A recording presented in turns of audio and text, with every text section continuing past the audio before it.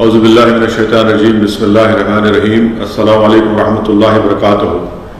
میں آپ کو پیغام دینے کے لیے، آپ کو بتانے کے لیے یہ کہہ رہا ہوں کہ کل 8 جون سے پورے ملک میں تمام مذہبی عبادتگاہوں کو کھول دیا جائے گا۔ میری خاص طور سے میرے عزیزان ملت مسلمانوں سے گزارش ہے کہ آپ تمام احتیاطی تدابیر کو استعمال کریے۔ مساجد کل کھل رہے ہیں۔ آپ کو جامعہ نظامیہ کا حیدرآباد کے عظیم دینی درسگاہ نے فتویٰ دیا ہے کہ آپ اپنے چہرے پر ماسک لگا کر بھی نماز ادا کر سکتے ہیں۔ فتویٰ یہ بھی ہے کہ وائرس ختم ہونے تک آپ کو مساجد میں سوشل ڈسٹینسنگ کو اختیار کرنا پڑے گا، یعنی ہمیشہ کی طرح ہم کندھے سے کندھا ملا کر سب بنا کر نماز نہیں پڑھ سکیں گے، کیونکہ وائرس ہے۔ دوری بنا کر رکھیے اور نماز اپنی ادا کرتے رہیے۔ تیسری بات یہ ہے کہ آپ تمام کو بتا رہا ہوں کہ آپ اپنے گھر سے وضو کر کے جائیے، اپنے گھر سے جانی ماز کو لے کر جائیے۔ میری مساجد کمیٹی سے یہ ادباً گزارش ہے، پرزور اپیل ہے کہ آپ مساجد میں بیت الخلاء کو بند رکھیے، وضو کا پانی کا انتظام مت کریے، اور آپ کو یہ تمام احتیاطی تدابیر کو استعمال کرنا بہت ضروری ہے۔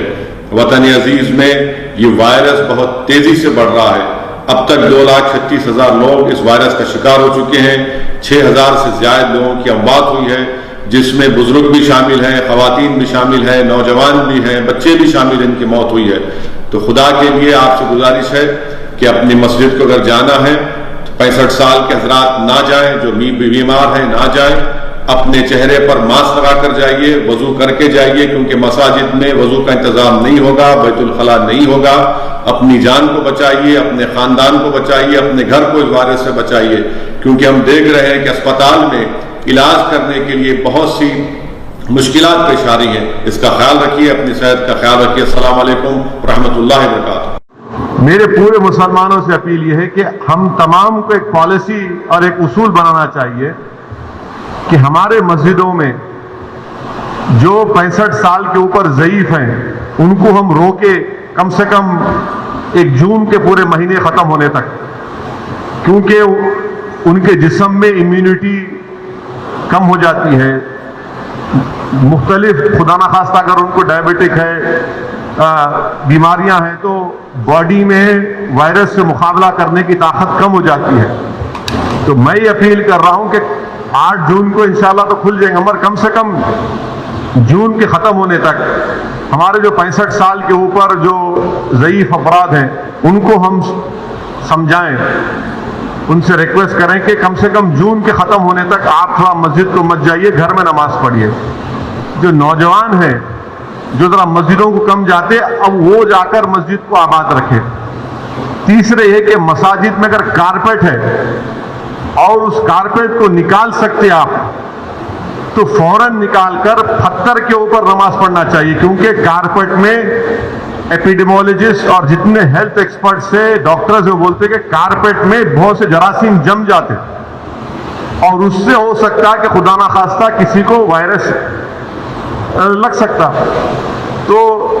چوتھی بات کام ہم کو یہ کرنا چاہیے کہ مساجد میں بیت الخلاء اور وضو کا انتظام نہ رکھیں،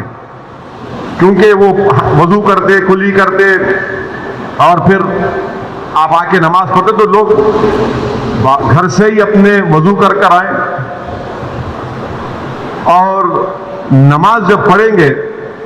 تو نہیں معلوم مفتی اکرام کو فیصلہ کرنا ہے کہ اگر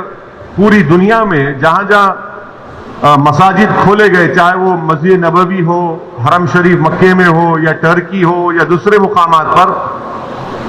ہمیشہ کی طرح جو کھندے سے کھندا ملا کر سب بنتی تھی ویسا نہیں بن رہی اب۔ تو کیا مفتی اکرام یہ فیصلہ دے سکتے پورے ملک میں کہ بھائی جب 8 تاریخ سے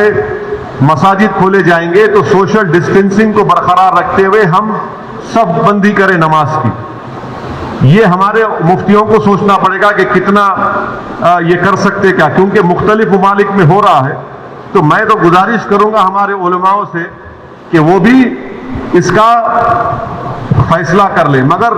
دوسرے جو 4 چیزیں میں کہا ہوں اس پر یقیناً غور کریے آپ۔ میں کسی سے نہیں کہہ رہا ہوں کہ مسجد کو مت جائیے،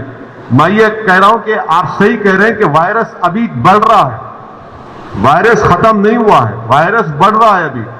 اور خاص طور سے جو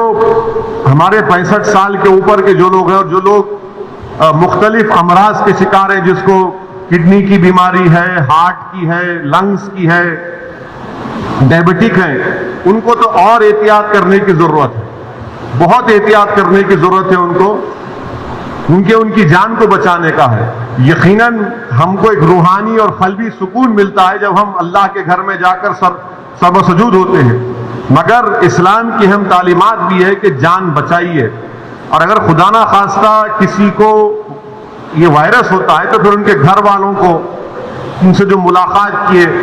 پھر ایک نیا سلسلہ شروع ہوتا ہے ٹریسنگ کا، پرائمری کانٹیکٹ کون تھے، سیکنڈری کانٹیکٹ کون تھے۔ یہ میرے احساسات ہیں، اور یہ اسی وقت ہوگا جب ہمارے تمام مفتیہ اکرام، چاہے وہ کسی بھی مکتب فکر کے ہوں، وہ اس کا ایک اجتماعی طور پر نوٹ لے کر